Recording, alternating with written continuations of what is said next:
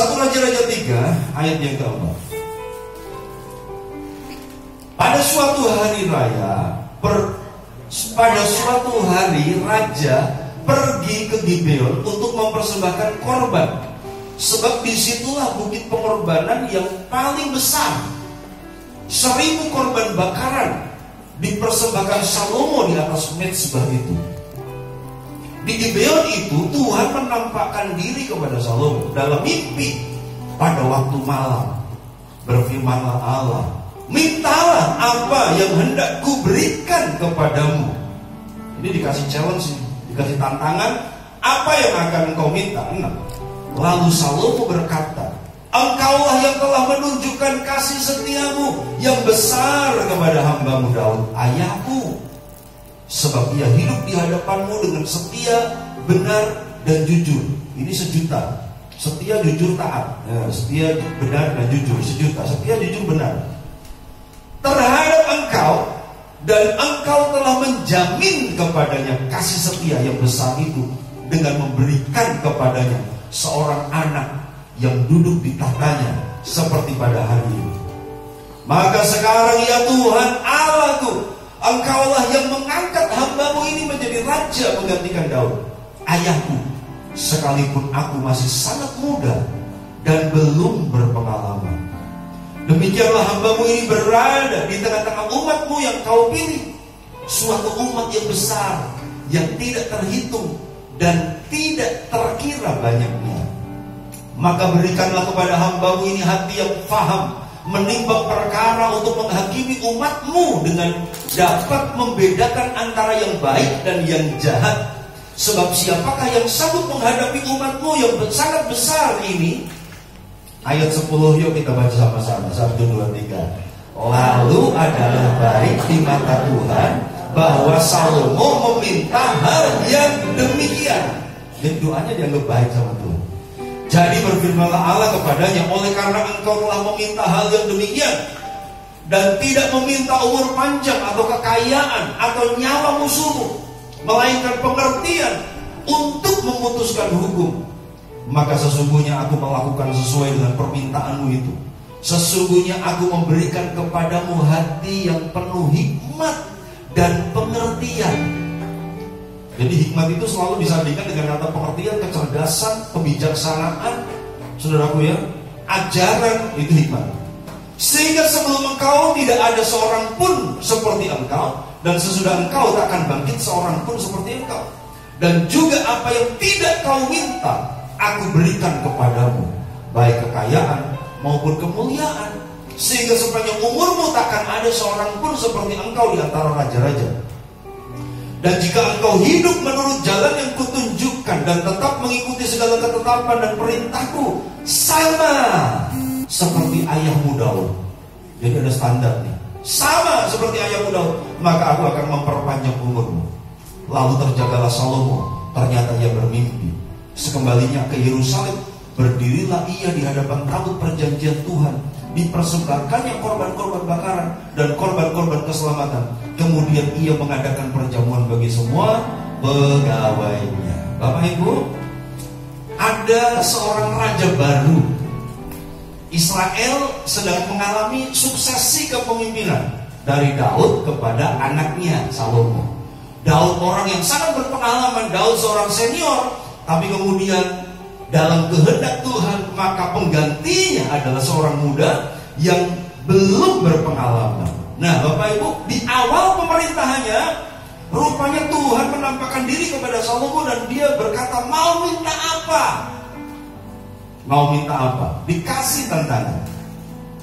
Saya khawatir iklan di TV itu terinspirasi dengan ayat ini. Ku beri satu permintaan. Nah gitu kan saudara gue. Dan rupanya mereka mintanya macam-macam saudara. Tapi sekarang ini nyata, bukan iklan.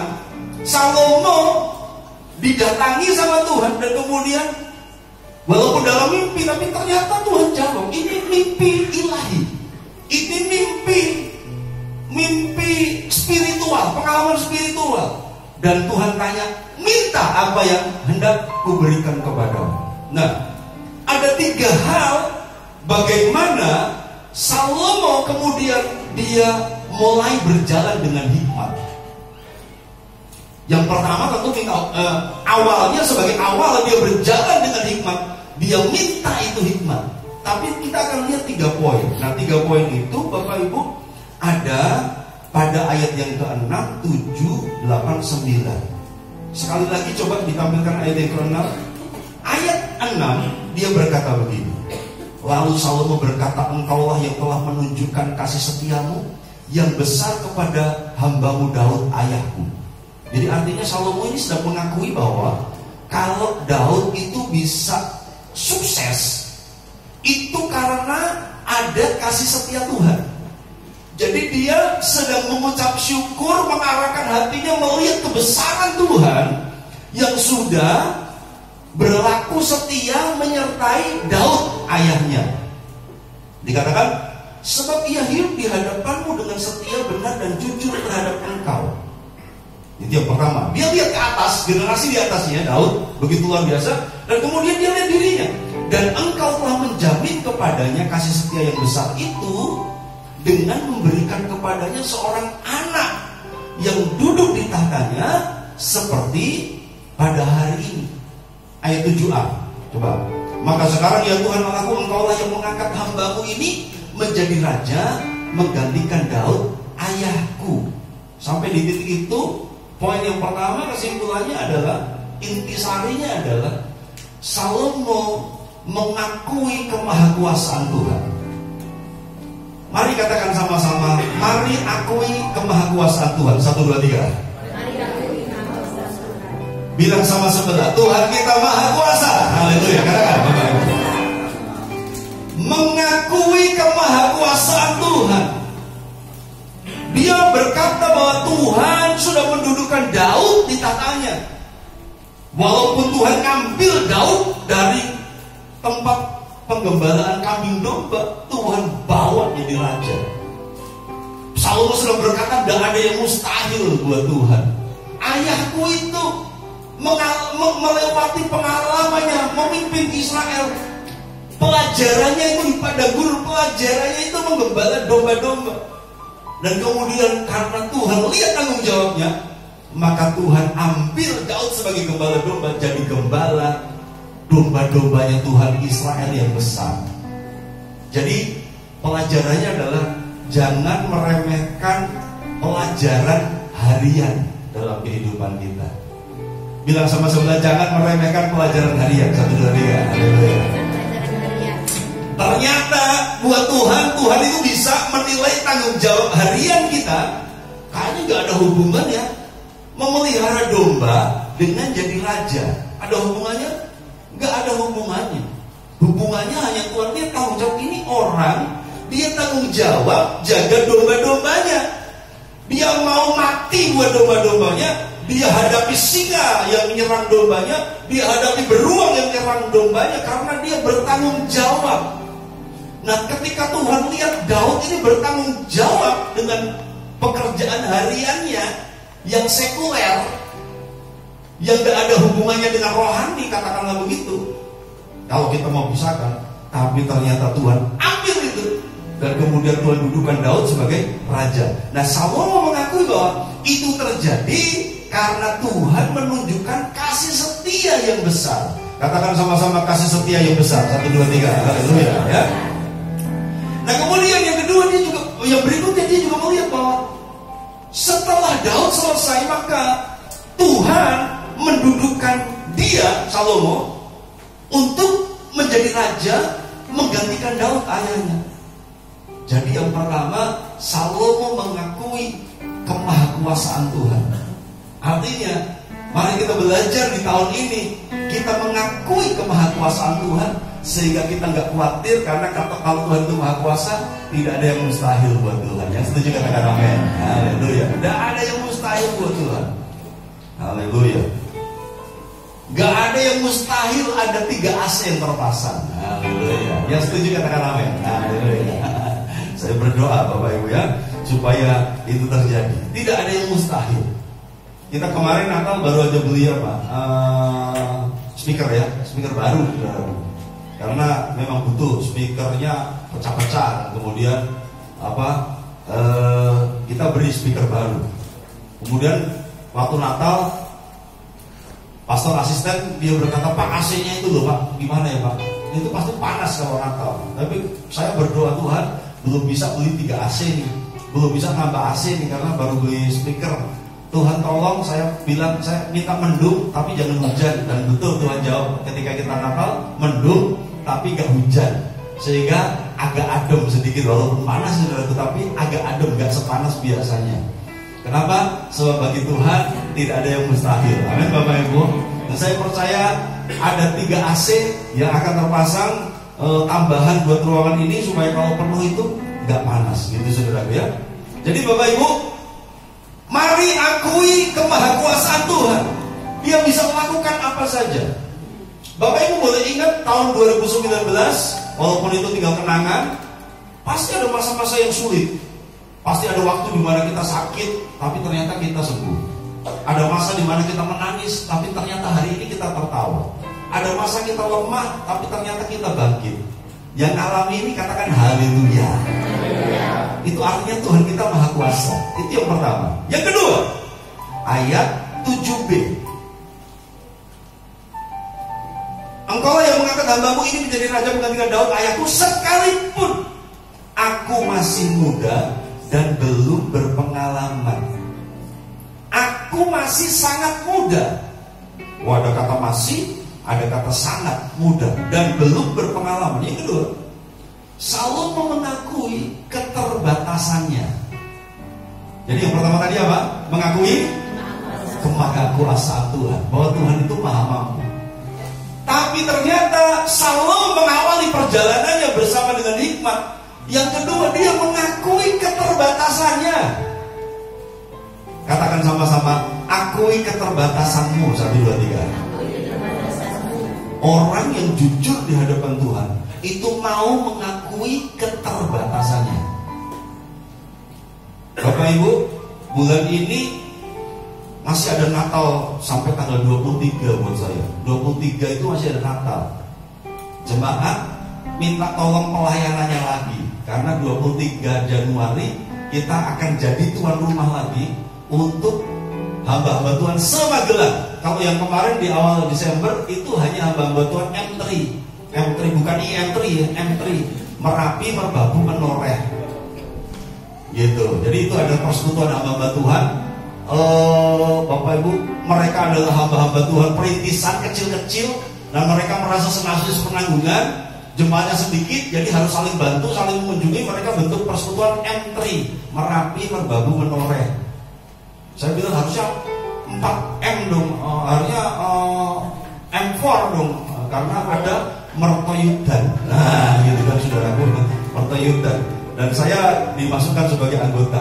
Dan kemarin mereka Natalan di sini itu terbatas saja, terbatas. Jadi cuma beberapa hamba Tuhan. Tapi yang 23 nanti ini Natal Bamak, Badan Musyawarah Antar Gereja Kabupaten Magelang. Jadi lebih banyak lagi yang hadir, dan mereka mau jadikan tempat ini sebagai tuan rumah. Dari Semarang, dari provinsi akan hadir, karena ini organisasi sama nasional, saudaraku ya. Jadi dari Semarang akan hadir melayani, dan seluruh hamba-hamba Tuhan se-Magelang itu akan ada di tempat ini. Nah, kita harus melayani mereka lagi. Haleluya. Yang mau bekerja dan melayani katakan amin. Haleluya. Kita kan berdoa supaya kita jadi berkat buat kota, kita jadi berkat buat komunitas kita. Jadi masih ada Natal. Tapi buat saya Bapak Ibu, ada yang lebih wow lagi. Ada sebuah kejutan yang Tuhan berikan kepada saya di bulan ini. Walaupun di akhir bulan kami akan ke Lampung, saudaraku, akan ke Lampung beberapa hari pelayanan di sana. Tapi bukan itu. Yang surprise buat saya adalah saya diminta melayani Natal Nasional PT Kereta Api Indonesia. Wow, saya bilang Natal Nasional PT Kereta Api Indonesia. Saya berpikir, kenapa ya saya yang diminta melayani? Kebetulan itu tuan rumahnya Jogja. Dan kemudian menurut panitia, Pak, ada 4 pendeta yang didiskusikan oleh panitia. Yang Katolik membawa ini, yang Kristen membawa ini. Nah kemudian, tapi saya Pak, saya mengajukan Bapak, dan saya ngotot dengan argumentasi saya. Saya mempertahankan ini pendeta ini bla bla bla bla bla bla, dan pada akhirnya Pak puji Tuhan, presentasi dan argumentasi saya yang disetujui oleh panitia. Jadi nanti Bapak akan khotbah di hadapan 2 direksi PT Kereta Api Indonesia. Dari 9 direksi yang ada di Indonesia, 2 diantaranya Kristen, Pak. Jadi 2 itu pasti akan hadir karena ini Natal Nasional PT Kereta Api Indonesia. Lalu Bapak Ibu, saya langsung bukan senang lemes, Tuhan, hambamu ini masih muda, walaupun rambutnya sudah putih, hambamu ini sangat tidak berpengalaman. Saya itu justru grogi kalau disanjung-sanjung. Pak, saya presentasikan Bapak bla bla bla bla bla bla bla bla bla bla bla bla. Waduh, itu yang justru bikin saya gemetar, saudara. Jadi kadang-kadang pujian itu membanggakan, tapi kadang-kadang pujian itu perlu pertanggungjawaban yang berat loh, saudaraku. Saya presentasikan ke Bapak itu pelayanannya bla bla bla bla, walaupun ya saya bilang, aduh, apa nggak berlebihan ya kamu promosikan saya bilang begitu, saudaraku. Jadi kita perlu mengakui keterbatasan kita. Kita perlu mengakui keterbatasan kita. Nah, tentu nanti di Natal saya akan sampaikan aspirasi warga Magelang supaya kapan ada stasiun di Magelang, gitu saudara ya, begitu ya. Karena kebetulan yang khotbah itu kereta api lovers, saudara ya, pecinta kereta api, harus ke Kutoarjo, harus ke Jogja, saudara ya. Haleluya. Kalau sudah ada stasiun di Borobudur kan lebih dekat, saudara ya. Haleluya. Nggak perlu kemana-mana. Kapan Pak ini aspirasi orang Magelang? Haleluya, gitu. Menurut pesan sponsor sedikit, saudara, dia ngomong ada 2 direksi yang dekat. Haleluya, puji Tuhan. Karena kereta itu adalah kendaraan yang alkitabiah. Karena Elia dijemput. Haleluya. Elia tidak dijemput mobil, saudaraku. Elia tidak dijemput pesawat. Jadi kalau mau kendaraan yang alkitabiah, naiklah kereta api. Ini kan itu akan saya sampaikan, saudara. Haleluya. Puji Tuhan. Supaya saya diundang lagi. Haleluya. Puji Tuhan, Bapak Ibu bekerja di sebuah instansi yang kendaraannya alkitabiah, karena Elia dijemput ke surga dengan kereta berapi. Haleluya. Puji Tuhan. Jadi perusahaan jawatan kereta api Indonesia, saudaraku, itu sudah ada di Alkitab. Itu punyanya Tuhan di surga. Haleluya. Makanya harus bekerja dengan baik-baik. Haleluya ya. Itu kira-kira isi khotbah saya, saudaraku. Haleluya. Puji Tuhan. Mari kita berikan persembahan. Haleluya. Bapak Ibu. Jadi Bapak Ibu, Salomo dia mengakui kemahakuasaan Tuhan. Dia mengakui kemahakuasaan Tuhan. Bahwa bagi Tuhan tidak ada yang mustahil, bagi Tuhan tidak ada yang sulit. Tapi kemudian setelah dia mengakui kemahakuasaan Tuhan, dia mengakui keterbatasan dirinya. Hambamu ini masih sangat muda dan belum berpengalaman. Walaupun Tuhan datang secara pribadi kepada dia, tapi dia berkata, hambamu masih kurang pengalaman. Walaupun dia anak pejabat, dia menggantikan ayahnya yang besar, tapi dia tidak memanfaatkan kebesaran nama ayahnya. Ayahku besar loh. Semua pegawai-pegawai, semua kabinetku, semua kabinet kerjaku pasti tunduk sama aku, karena aku anak Raja Daud yang besar. Dia tidak pakai aji mumpung, dia gak pakai statusnya, dia gak pakai keahliannya, dia gak pakai pengalamannya. Dia mengakui jujur di hadapan Tuhan, aku masih sangat muda dan belum berpengalaman. Jadi rupanya hikmat itu diperlukan bagi semua orang yang merasa tidak berpengalaman. Amin. Saya ngomong sama satu remaja kemarin, kamu next WL, kamu dikasih suara yang bagus, tapi kamu masih grogian. Nah, kamu next WL. Saya udah ngomong sama satu remaja, saudara gue, satu pelayan. Nah, mari jangan andalkan pengalaman kita, usia kita. Ada orang muda yang berkata, wah aku ini muda pasti bisa, aku lebih hebat dari ayahku udah tua, mati sakit. Tapi aku masih muda, pasti aku lebih baik. Salomo nggak ngomong gitu. Salomo dia berkata, hambamu Tuhan tidak berpengalaman dan masih sangat muda. Itu yang kedua. Yang ketiga, ayat yang ke-8 dan 9. Demikianlah hambamu ini. Dia ngomong posisinya sebagai hamba, walaupun dia raja. tapi dia ngomong hambamu ini. Artinya dia ngerti Tuhan itu otoritas yang lebih tinggi dari dia. Dia ngerti bahwa dia memerintah Israel, bangsa yang besar, hebat, bangsa yang disertai Tuhan, bangsa yang lihat mujizat, tapi dia memposisikan dirinya di hadapan Tuhan sebagai hamba, bukan raja. Demikianlah hambamu ini berada di tengah-tengah umatmu yang kau pilih, suatu umat yang besar, yang tidak terhitung dan tidak terkira banyaknya. Maka berikanlah kepada hambamu ini hati yang faham, menimbang perkara, untuk menghakimi umatmu dengan dapat membedakan antara yang baik dan yang jahat. Sebab siapakah yang sanggup menghadapi umatmu yang sangat besar ini? Yang ketiga, Salomo mengakui kebutuhannya. Yang pertama tadi apa? Mengakui kemahakuasaan Tuhan. Yang kedua, mengakui keterbatasan dirinya. Yang ketiga, mengakui kebutuhannya. Dia berkata, Tuhan, siapa yang bisa memimpin bangsa yang besar ini? Aku minta hati yang faham. Jadi rupanya yang benar faham, bukan paham. Ya, karena kalau mau lihat bahasa Indonesia yang baku, ya Alkitab. Jadi bukan paham, tapi faham. Kecuali yang tidak bisa ngomong F. Nah itu dia. Yang benar Vion, bukan pion. Kalau pion jadinya Mas Pion. Nah, jadi paham, bukan paham. Fitnah, bukan fitnah. Siapa bilang sih Pak orang desa nggak bisa ngomong F? Bisa kok nih F. Nah, bisa kan? Jadi kalau ada bilang orang Jawa nggak bisa ngomong F, itu mah fitnah.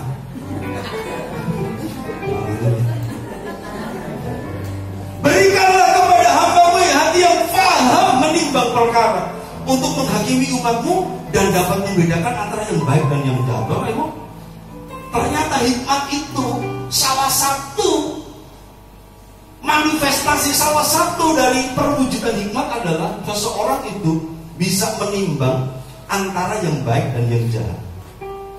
Saya mau tanya, sebenarnya mudah gak sih saudara mendeteksi antara yang baik dan yang jahat? Mudah atau sukar sebenarnya?